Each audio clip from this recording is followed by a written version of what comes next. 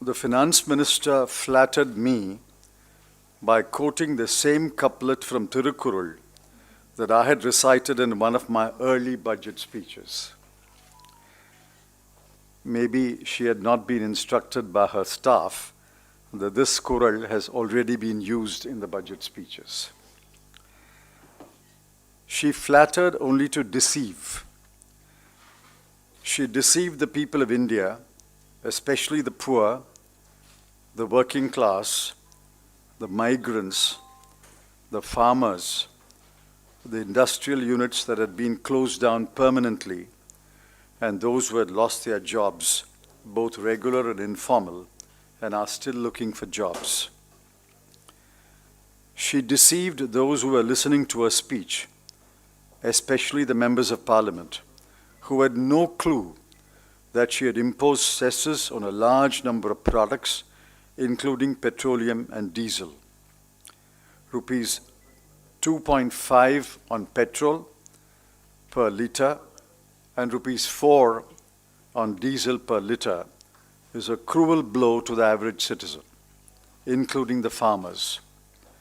It was a vengeful act against the thousands of farmers who took out the longest tractor rally in history. It was also a cruel blow to federalism because the states do not get a share of the revenue from cesses.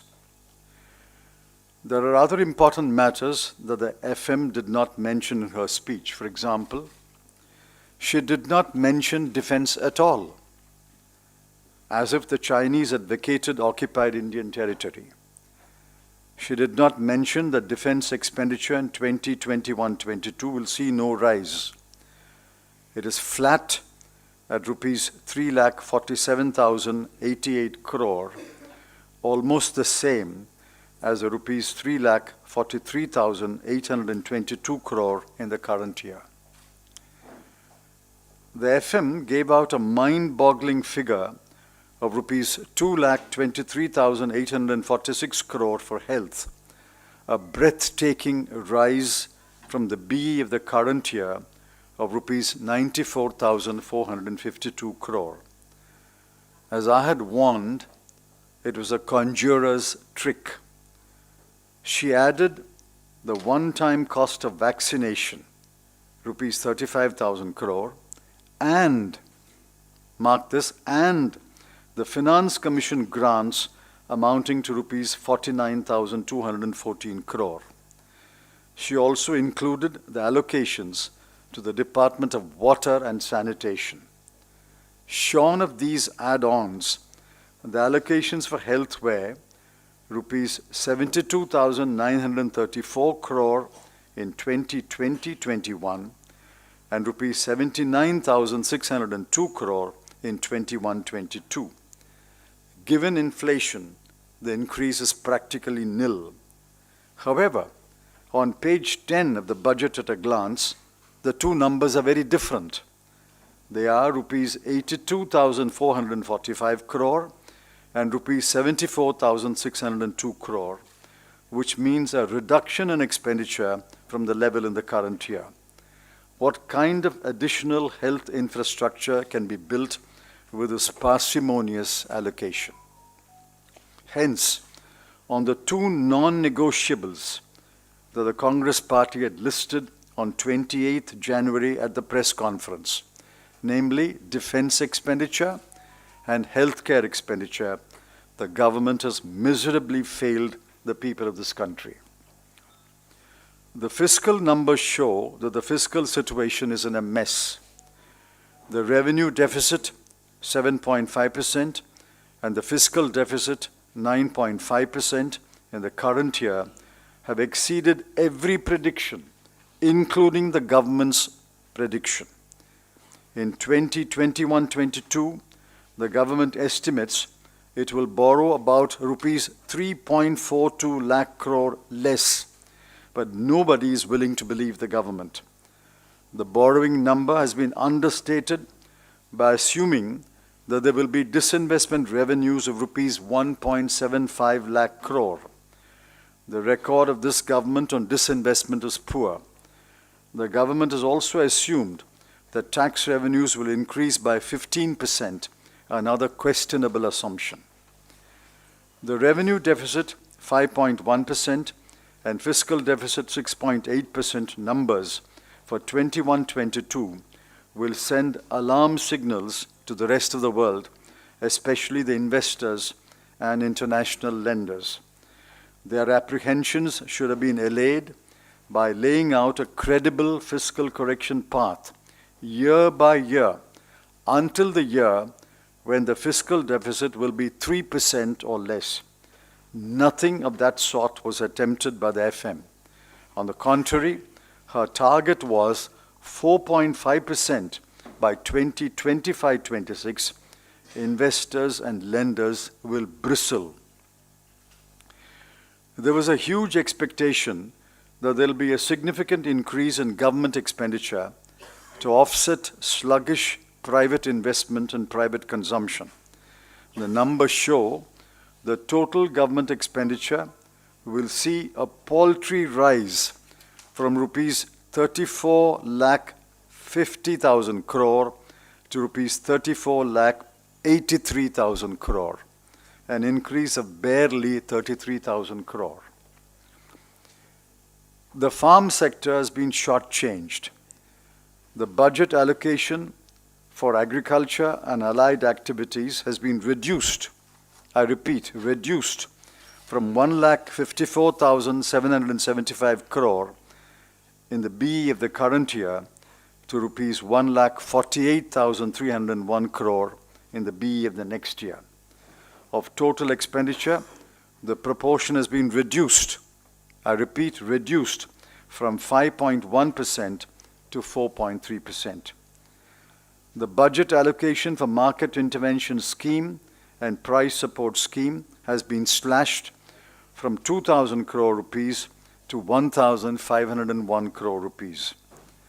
The budget allocation for PM Kisan Samman Nidhi has been reduced from 75,000 crore rupees to 65,000 crore rupees. MSMEs were dismissed in one sentence, an allocation of 15,700 crore. This is like providing a fistful of votes to a hungry elephant. Nothing was mentioned about providing liberal, low-interest loans, working capital, or moratorium. Nothing will be done to revive closed units or to recover the millions of jobs that were lost.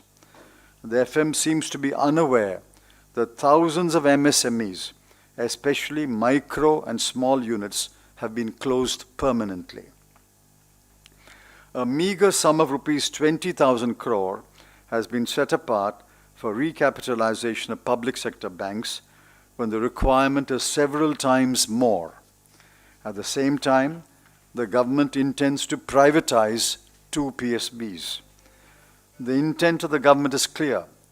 Let the PSBs bleed slowly so that they can all be privatized in the short term. Let us see the reaction of the public to this unconcealed desire to sell off all public sector banks. The tax reliefs and the tweaking of provisions of the tax laws completely bypassed the tax-paying working class and the tax-paying middle class. Each one of the measures announced by the FM will benefit only the taxpayers among the richer classes. There was no cut in GST rates. The mess of multiple rates remains. The saga of protectionism continues. Customs duties have been increased on a number of items in the wrong belief that a stiffer dose of protectionism will help Indian industry. As expected, the finance minister has paid special attention to election-bound states. She announced large capital outlays. Let me repeat that word, outlays, for Kerala, Tamil Nadu, West Bengal, and Assam. People are not fools. They know that the proposals are only outlays and the actual expenditure will happen only after the schemes are approved and over a period of several years, depending upon the pace of implementation. On the 10-point test that we had suggested on 28 January, The budget fails on points 1, 2, 3, 4, 6, 7, 8, 9, and 10. It barely passes on point 5. The FM had promised a budget like never before. Her mandate was to present an annual statement of revenue and expenditure for 21-22. What she did, however, was to estimate expenditure over 2 years, or 3 years, or 4 years, and in one case, over 5 years. She made a reference to the Honorable Prime Minister 14 times and to the farmers 11 times. A good 40 minutes before she read paragraph 141 of her speech, Bloomberg put out the fiscal deficit and RD numbers for 2020-21. Since the CBI and Enforcement Directorate are underworked, maybe this matter should be referred to them. The budget was a letdown like never before. It was not a budget like never before. It was a letdown like never before. The budget, like the previous one, will unravel sooner than you think. The voters are not fools, as I said. They know that these are outlays. And these outlays will not be backed by any money in this budget. I challenge the government to show me one line entry in the expenditure budget providing 1 rupee for these programs. It will not be there because, first of all, they have to give a proposal. It has to go through several stages of approval. The scheme has to be approved, and only then money will be allocated. These are outlays. These are intentions. People know that. I mean, for example, an overbridge, a road rail overbridge is being built in my constituency for the last 10 years. It must have been announced sometime. But these outlays that she has announced, road from X to Y in Tamil Nadu to Kerala, is not going to happen before the month of May. Not 1 rupee will be spent before the month of May. There has to be a scheme, there has to be a proposal, it has to be approved by the Expenditure Finance Committee, money has to be allocated, Cabinet has to approve it, and then land acquisition will start. I mean, not 1 rupee will be spent. Let the states know that not 1 rupee out of the many programs that she announced will be spent in this year, that is 21-22. You see, you can always take one figure and give it a twist. If the printed documents were available, I can show you the printed document. Now take, for example, the budget at a glance. Now come to page 12 of 19. Now against defense, pension is the first item. Defense, the numbers are, revised estimates for 2021 is 34,3822, 3,43,822 crore. Budget estimates for 21-22 is 3,47,088 crore. These are the numbers. That's an increase of 43 to 47 is 4,000 crore. 3,43,822 crore to 3,47,088 crore. Unless these numbers are wrongly printed. But that's not the point. Total defense expenditure is only increasing by 4,000 crore. They are showing a sharp reduction in pension. How can that happen? I don't know. We'll see at the end of the year. But total defense expenditure is being increased by only 4,000 crore. Go back in the last 15 years. Has ever defense expenditure been increased by only 4,000 crore? The finance minister should at least print enough copies for MPs, even if it's not available to the general public. How do you debate based upon your instrument and the internet, which is dependent upon the Commissioner of Police's pleasure, isn't it? Next time you fill your two-wheeler or car with either petrol or diesel, tell yourself, I am not affected, I am a consumer. The finance minister has told me the 2 rupee 50 paisa and 4 rupee per litre increase will not affect me, and then fill your tank. Yeah, that's... But you should ask her that question when she was addressing a press conference. How does paying 2 rupee 50 paisa per litre or 4 rupees per litre more means that the consumer will pay less? How does more become less? On petrol and diesel, no adjustment has been made. On petrol and diesel, no change has been made in the basic structure. They have simply added 2 rupees 50 and 4 rupees to the price that is prevailing today, which is the highest ever, isn't it? 95 and 85 on petrol and diesel. Tell that to the farmer who fills his tractor with diesel. Tell that to the average employee who rides his two-wheeler 25 kilometers, 30 kilometers a day, and he fills it with diesel or petrol. See, they have done two things on the insurance sector. One is they've increased the FDI from 49 to 74%, which is inevitable, I suppose. Because if you want fresh capital, that kind of capital is not available within the country.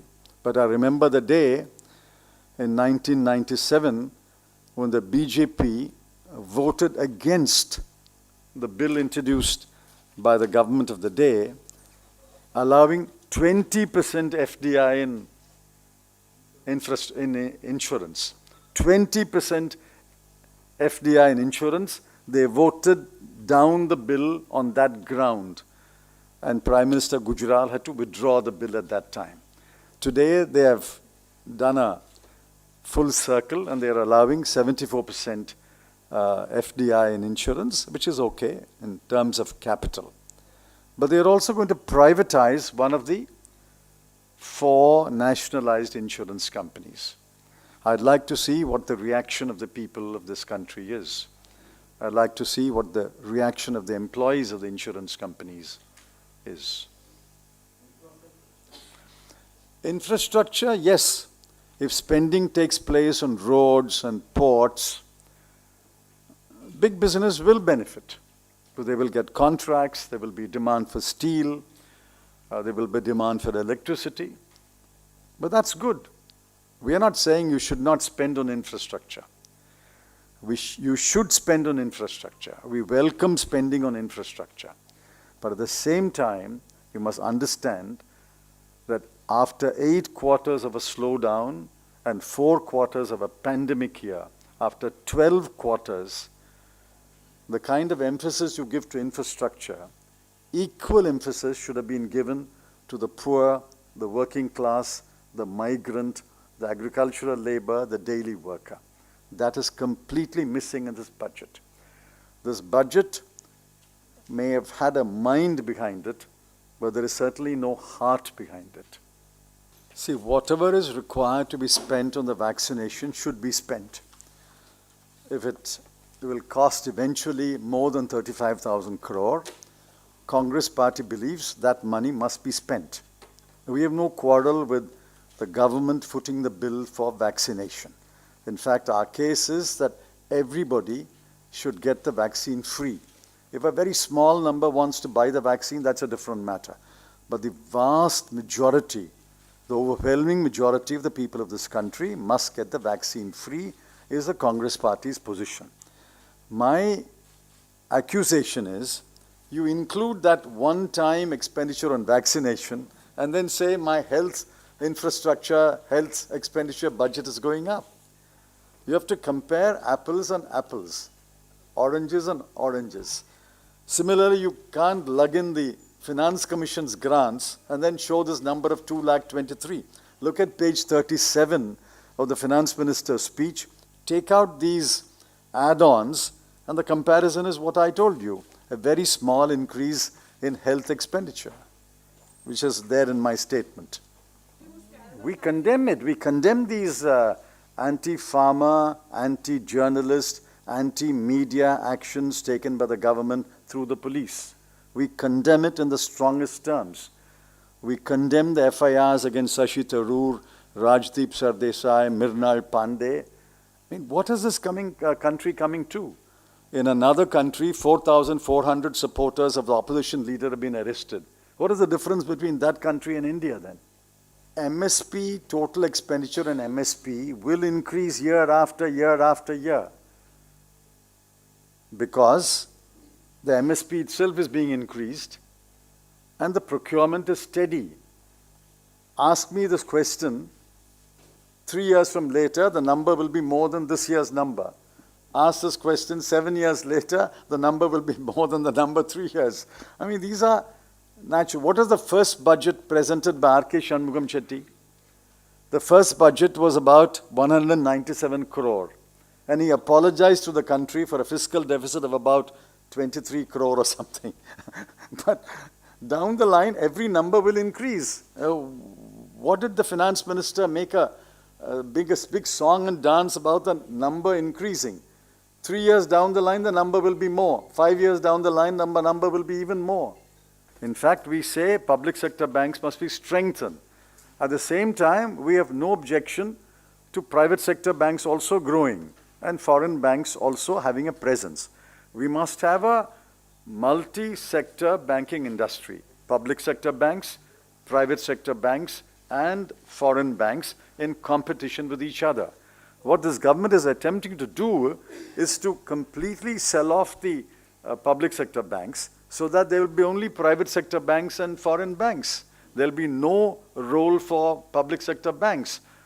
Now, if there is no public sector banks, how will the government or the next finance minister, whoever the finance minister is, have the opportunity to announce that agricultural lending will increase to 16 lakh crore?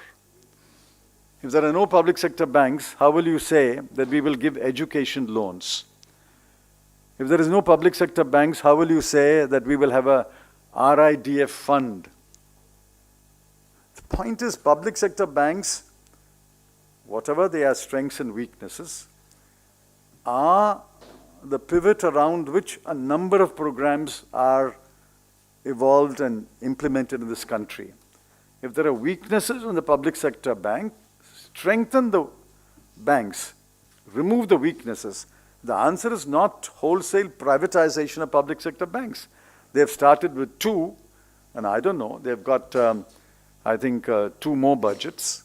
By the time they finish the term, they may have sold off all public sector banks. Let us see what the reaction of the people of this country to selling public sector banks. Selling a public sector bank is very different from allowing a private sector bank to function and grow. Both can be there.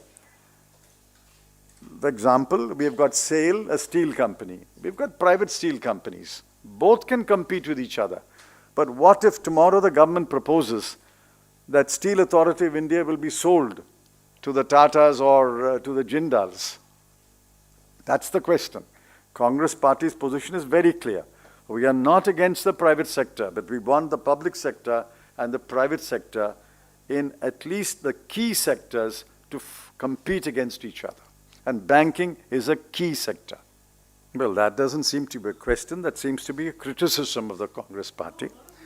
I can turn back and say half the people are not informed because the media does not do its job. So what's the point of mutual recrimination? The point is, Mr. Narendra Modi and his party have won elections. I'm not denying that. But Mr. Narendra Modi and his party have also lost elections. They lost elections in Rajasthan, Madhya Pradesh, Chhattisgarh, Jharkhand, Goa, Manipur, Karnataka. So we have 3 ways of elections. You can win elections, you can lose election. They have invented a third method, stealing election. They stole the government from us in Goa, Manipur, and Karnataka and Madhya Pradesh. Therefore, just because a party wins elections in 1 year does not mean it has not lost elections in another year or will not lose elections in the future. See, this government is indeed concerned about the welfare of the farmers, which is why it unleashes the police on the farmers. It is concerned about the media, which is why it files FIRs against Rajdeep Sardesai and Mrinal Pandey and others. So they are showing their concern by this way. So you should be very happy in the media that they are showing their concern by filing FIRs against leading journalists. The farmers, according to the finance minister, should be happy that they have unleashed the police and the criminal justice system against the farmers. That's the way of showing concern for the farmers. They've been doing this since they came to power. I'm not saying there may not have been one or two aberrations in the past, but this is wholesale denial of the Rajya Sabha. The matter is pending in the Supreme Court. It squarely rose in the Aadhaar Act. By a majority of 4-1, they saved the Aadhaar Act. The Supreme Court judgment said, well, all right, this is wrong, but nevertheless we are upholding the Aadhaar Act. But the matter is again coming up in some other cases. This finance bill also will be challenged on that ground, that you're using the finance bill to amend non-financial laws which are not covered under the money bill provision. By using the money bill provision, they're denying the Rajya Sabha its rights to debate and vote. They're denying the Rashtrapati the right to refer it back to the House. So I think there are serious transgressions of the Constitution by using the money bill route to pass all and sundry laws. But the matter will, I'm confident, will be settled by the Supreme Court sooner than later. I told you, on the two non-negotiables, they have miserably failed the people: defense expenditure and healthcare expenditure. On the 10-point test that we said on 28th of January, they failed on 9 points. Why don't you take the 10 points and see what they have done? They only barely pass on point number 5. Hello everyone. HW News English is 2 years old now. When we started this venture, we promised ourselves one thing, that news should remain free, because right to know is the right of every Indian. But to keep news free for everyone, we need support from some of you. And thus we have rolled out membership on our YouTube channel HW News English. But mind you, the membership is completely voluntary. The programs that we were doing earlier, that we are doing now, will continue to remain free. First level is a basic level. Here, you can be our supporter by paying Rs 199 per month. This membership gives you certain perks and benefits. The perks include unique badges in front of your name, a live show from Mr. Sujit Nair and from Mr. Akhilesh Bhargava per month for our members. You can also vote in some exclusive members-only polls. Now the second level is Super Supporter. Here you can be our Super Supporter by paying Rs 3,999 per month. This membership will include every perk that comes with basic level. Additionally, our Super Supporters can be a part of a WhatsApp group where we can have discussions and suggestions on various topics. The second perk includes a gift pack with our merchandise. And the third perk is a Google Meet with Mr. Sujit Nair, where you can join the meet and ask your questions to Mr. Nair face to face. Lastly, if you like, we would give a shout out to our super supporters in our programs. So, hope to see you soon with our badges. Now be the first to know about the latest updates on our new news app. Go on your Android or iOS, search for HW News Network. Download our app, choose the language you prefer to get updates in, and be up to date with the latest news. If you like this video, please share it, and we would love to hear your comments in the comments section down here. Also, please do like our Facebook page and follow us on Twitter to get minute-to-minute news updates. For more such shows and videos, well, subscribe to our YouTube channel.